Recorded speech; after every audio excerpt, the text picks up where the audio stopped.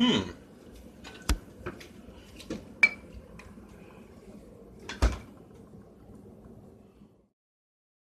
A while ago, there was a browser game called Echo Bazaar, now called Fallen London, that did some pretty interesting things with adventuring.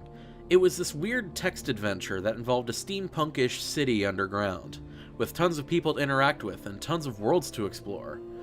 At least, I think that's what it was. As you can see, it's been stuck on the loading screen for quite a while. But it's a fascinating and creative world, and now I can experience it without my browser through the new roguelike Sunless Sea, which, in my opinion, captures the atmosphere of the original concept quite nicely. The setting of this game is a Victorian London that has fallen underground, hence the name, Fallen London. Beyond the city is a vast underground ocean called the Unterzee, which is a name that just can't roll off the tongue. It's a setting ripe with adventure, and Sunless Sea knows how to show it off in the best ways. Rather than the visual novel gameplay of the original browser game, Sunless Sea follows a more traditional route.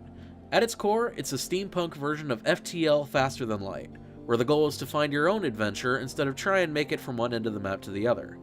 In fact, it is really similar to FTL Faster Than Light.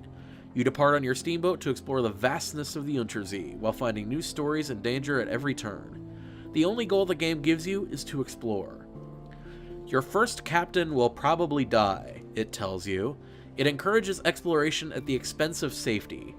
And it's hard to say this, but I definitely agree with that sentiment. It's very, very tempting to stick close to the hub town of Fallen London and live a quiet life. But that's no fun. This is a game that is all about making your own adventure, and the only way to do that is to go all YOLO and explore with wild abandon. I promise never to use the word YOLO again. I'm sorry. Risks are highly encouraged. Once you die, the game is quick to restart. The water is randomized after every playthrough. Yes, Sunless Sea is a roguelike, or roguelite if you're going to be particular about it. I'm sorry. Roguelike as a catch-all term just works for me.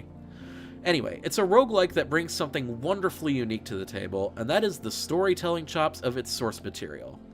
It's a narrative-focused roguelike where the stories feel just as random as the gameplay does. Every time you set sail, you never know what lies in the dark. I'm not going to spoil anything, but there's some fascinating stuff in this world. And that does mean that there's a lot of text in Sunless Sea. At times, it feels like Sunless Sea is almost a visual novel roguelike, but you know what? That's not bad. I grew up on games like Paper Mario that packed gigantic narratives about eldritch horror and love and other stuff like that, almost entirely into comic balloons, so I don't mind that. Everything in Sunless Sea is very well written, with a voice of its own, and that's good enough for me. The combat is kinda forgettable, in my opinion. It's definitely not bad, and it suits the nautical themes of the game very well, but it feels a tad too much like FTL to me. It's a lot harder to get a handle on, too, and if your game starts out more difficult than FTL, then you may have hit a bit of an unfortunate extreme. As such, this game requires a lot of patience. As the game says, a lot of captains will die by your hands. And that's okay. The world of the Unterzee is meant to be brutal, so it's fine. It's just that the extreme difficulty, combined with the walls of text, may turn some players off. But me? I love it to bits. It's a fascinating and wonderful setting that feels all its own. No matter how many men died, I still loved exploring the dark expanse of the Unterzee, seeing what kinds of stories lied within.